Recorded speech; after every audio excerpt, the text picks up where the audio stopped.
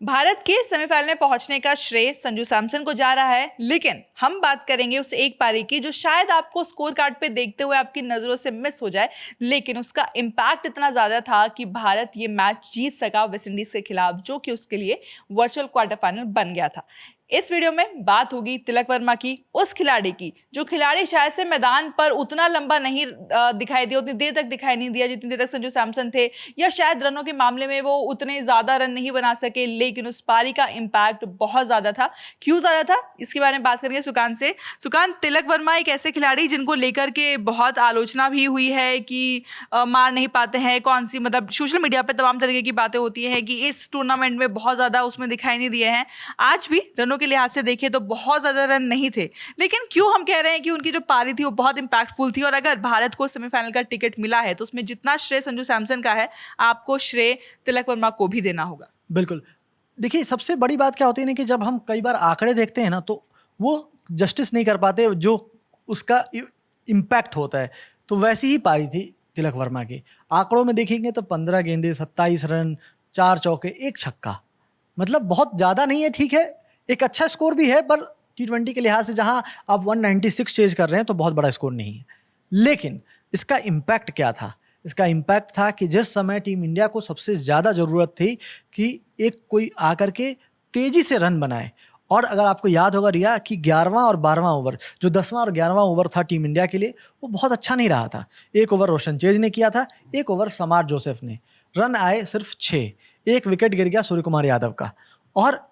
उस समय लगा कि अचानक से हम रन चेज में पिछड़ जाएंगे। और उसके बाद जो ओवर आए और जिस तरह से तिलक वर्मा ने टारगेट किया, और चेज में जो चाहिए थी कि हाँ इस समय इस मोमेंट पे चौका चाहिए, चौका, इस मोमेंट पे छक्का चाहिए, छक्का, और लगातार 3 चौके शमार जोसेफ के ओवर में जो उन्होंने लगाए, वहां से मोमेंटम पूरा शिफ्ट हो गया। और जो एक प्रेशर संजू सैमसन पे बिल्ड हो रहा था, यही मैं पूछने वाली थी कि उनका रोल सिर्फ टीम इंडिया की जीत में नहीं, संजू सैमसन की उस पारी को लेकर के भी है, जो पारी उन्होंने खेली है। बिल्कुल, क्योंकि जो प्रेशर उन पे लगातार बिल्ड हो रहा था, वो प्रेशर दिख रहा था कि हाँ ये प्रेशर उन पे बन रहा है। और क्योंकि अब या अगर तिलक वर्मा आकर के रन नहीं बनाएंगे तो क्या होगा? वो सूर्य कुमार यादव थोड़े बहुत रन बना रहे थे तो लग रहा था कि हाँ ठीक है, संजू सैमसन और वो दोनों मिलकर के एक दूसरे को कॉम्प्लीमेंट कर रहे हैं। लेकिन जैसे ही तिलक वर्मा आए और उसके बाद जब उन्होंने शुरुआती एक ओवर में थोड़ा सा स्ट्रगल किया रोशन चेज के अगेंस्ट, तो हुआ कि यही तो प्रॉब्लम है कि ऑफ स्पिनर्स के अगेंस्ट जो है ये स्ट्रगल करते हैं। और कमेंट्री पैनल में बातें होनी शुरू हो गई कि ये this is the problem, that's why he was shifted from top to the bottom of the order. और जो पिछले मैच में हमने देखा भी था, जहां पे उन्होंने 16 गेंदों में 44 रन बनाए थे, लेकिन तब सिर्फ पेसर्स बचे थे। यहाँ पर नजर आ रहा था कि हाँ ये प्रेशर आ गया है। लेकिन फिर जिस तरह से तिलक वर्मा ने शमार जोसेफ के उस ओवर में टारगेट करना शुरू किया और जो मोमेंटम गेन किया, वो कंटिन्यू किया रोस्टन चेज के ओवर में, वहाँ छक्का लगाया, वहाँ चौका लगाया। और फिर उसके बाद जो इम्पैक्ट उस पूरी पारी का रहा वो ये रहा कि संजू सैमसन जो 1 मिनट के लिए हड़बड़ाए वैसे दिखे थे कि हाँ अब मुझे रन बनाने पड़ेंगे, मुझे चौके लगाने पड़ेंगे, मुझे छक्का लगाना पड़ेगा, लेकिन मुझे खड़ा भी रहना है, आउट नहीं होना है, क्योंकि वो सिंगल लेकर के दे रहे थे। वो लगा उनको कि हाँ वैसी कोई ज़रूरत नहीं है, एक तेज़ी से रन बना रहा है तो मैं थोड़ा सा टाइम ले सकता हूँ और आराम से मैं उसको थोड़ा डीप लेके जा सकता हूँ। और उसका इम्पैक्ट ये हुआ कि हार्दिक पांड्या आए। फिर उसके बाद ठीक है, वो जिस बॉल पे आउट भी हुए, वो कैच बहुत शानदार था। शिमरन हेटमायर ने बहुत ही सही टाइम पे जंप किया और उसके बाद फंस गया एकदम गेंद उनके हाथ में बस आके। कि वो गेंद एग्जैक्ट सही टाइम पे, उनकी टाइमिंग सही रही, बॉल आकर के फंस गई। वो बॉल भी 4 ही था, मतलब उस पर चौका लिखा हुआ था, क्योंकि वो दिख रहा था कि वो मिड विकेट को क्रॉस करने वाली बॉल थी और वहाँ पीछे कोई फील्डर नहीं था, तो वो 4 ही रन होता। लेकिन और उस समय ज़रूरत भी थी उसकी। तो जो इम्पैक्ट था इस इनिंग का वो ऐसा था कि उसके बाद आप अचानक से सडन देखते हो कि 12 ओवर पे जो प्रेशर क्रिएट हुआ था, रन रेट 11 के आसपास चला गया था, वो वापस से 9, 10 और उसके बीच में आ गया था। और ये वहाँ से आपके लिए कुछ नहीं था, 1 ओवर में 1 चौका और बाकी 5 सिंगल, 9 रन ओवर से आ जाएंगे। तो प्रेशर फिर टीम इंडिया के ऊपर से वो हट गया। और जो हमने देखा भी कि फिर हार्दिक पांड्या एक आध चौका लगा रहे थे, फिर संजू सैमसन बीच में चौके लगा रहे थे, तो फिर प्रेशर ही नहीं आया। फिर आप गेम में आप हावी होते चले गए और वो नज़र आया इस पारी का वो इम्पैक्ट था। ये जो जिस इम्पैक्ट की हम बात कर रहे हैं, क्योंकि जब आप T20 वर्ल्ड कप जैसे किसी बड़े स्टेज पर खेल रहे होते हैं तो वहाँ पर किसी एक खिलाड़ी को जीत का पूरा श्रेय नहीं जाता है, क्योंकि एक ऐसी टीम जहाँ पर मतलब सुपर 8 में जहाँ पर टॉप 8 टीमें खेल रही हैं, हर एक मैच बहुत ज़्यादा इंपॉर्टेंट है। साउथ अफ्रीका के खिलाफ आप जानते हैं आपको बहुत निराशाजनक हार का सामना करना पड़ा, और इसके बाद एक वर्चुअल क्वार्टर फाइनल जैसे मुकाबले में जब खिलाड़ियों को ये पता हो जाए कि उनका रोल क्या है, उनका काम क्या है, तो एग्जीक्यूट करना प्लान्स को बहुत ज़्यादा आसान हो जाता है। आपको लगता है तिलक वर्मा को कहीं ना कहीं अब क्लैरिटी मिली है अपने रोल को लेकर के, और ये टीम इंडिया के लिए अच्छी खबर है सेमीफाइनल और फाइनल से पहले कि भाई अगर तिलक वर्मा इतना काम कर देंगे तो हमारा काम हो जाएगा। ये ज़रूरी नहीं है कि तिलक वर्मा मतलब ज़रूरत के हिसाब से, बेशक अगर कोई बल्लेबाज नहीं चलता और आपको पता है कि आप ही को टिकना पड़ेगा, तो जो पारियां संजू सैमसन ने खेली कल को तिलक वर्मा भी खेल सकते हैं। लेकिन जहाँ पर आपको दिख रहा है कि खिलाड़ी ऑलरेडी सेट है, जो छक्के चौके लगा रहा है, उसको सिर्फ एक सपोर्ट चाहिए, तो सपोर्ट के लिए तिलक वर्मा ने वो काम किया। तो ये क्लैरिटी दिखाती है कि टीम इंडिया काफ़ी कुछ पॉजिटिव्स लेकर के जा रही है सेमीफाइनल में। बिल्कुल, क्योंकि देखिए जो सबसे इम्पैक्टफुल पारी उन्होंने खेली थी वो पिछले इनिंग में खेली थी, 16 गेंदे 44 रन। ठीक है, वो आपको स्कोर के हिसाब से लगता है कि बहुत इम्पैक्टफुल है, लेकिन ये जो 15 बॉल में 27 रन उन्होंने बनाए हैं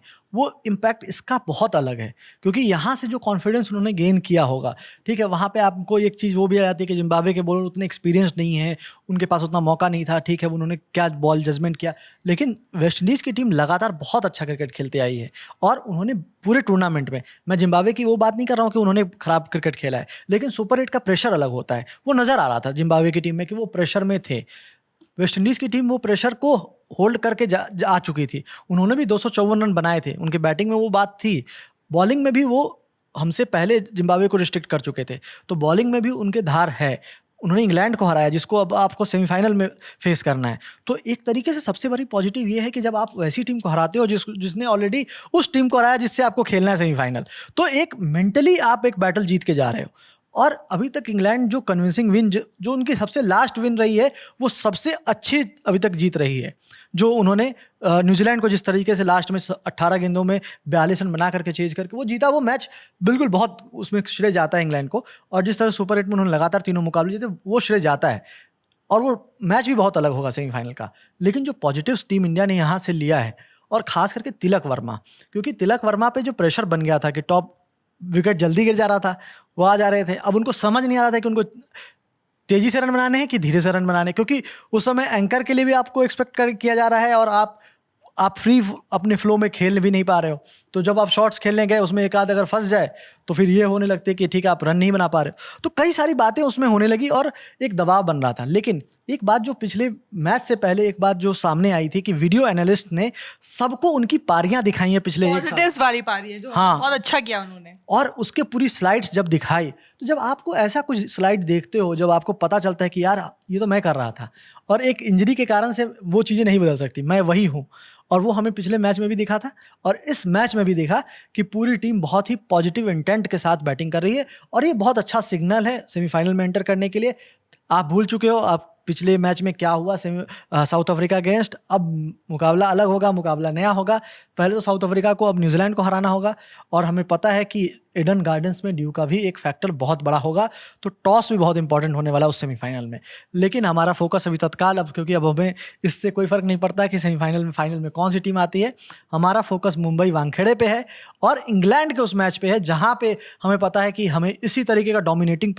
परफॉर्मेंस करना है और फिर सेमीफाइनल में एंटर करना उस कॉन्फिडेंस के साथ कि हम इस ट्रॉफी को, जो आज तक नहीं हो पाया है कि किसी टीम ने जो है लगातार 2 बार नहीं जीती है, किसी टीम ने घर पे नहीं जीता है और किसी टीम ने 3 बार ट्रॉफी नहीं जीती, ये 3 ऐसे ऑड्स हैं जो कि टीम इंडिया को तोड़ना है इस बार। वो सफ़र शुरू होगा अगले मुकाबले में, और 5 तारीख तक अभी टाइम बहुत है, 4 दिन है, और बहुत कुछ टीम इंडिया के लिए है कि उसमें से क्या लेके जा सकते हैं। यानी कि तिलक वर्मा ने आज के मैच में तो बहुत ज़्यादा अहम रोल निभा करके ये तय कर दिया कि टीम इंडिया के हाथ से सेमीफाइनल का टिकट कहीं भी यहाँ वहाँ ना जाए, भारत में ही रहे, भारत में ही सेमीफाइनल मुकाबले भी हों और साथ ही भारत ट्रॉफी जीतने की तरफ एक बड़ा कदम भी उठा दे। इस वीडियो में इतना ही, लेकिन आप हमारे साथ जुड़े रहिए खेल जगत की तमाम सारी अपडेट्स के लिए। मेरा नाम है रिया, साथ ही सुकांत, और आप देखते रहिए ललन टॉप स्पोर्ट्स।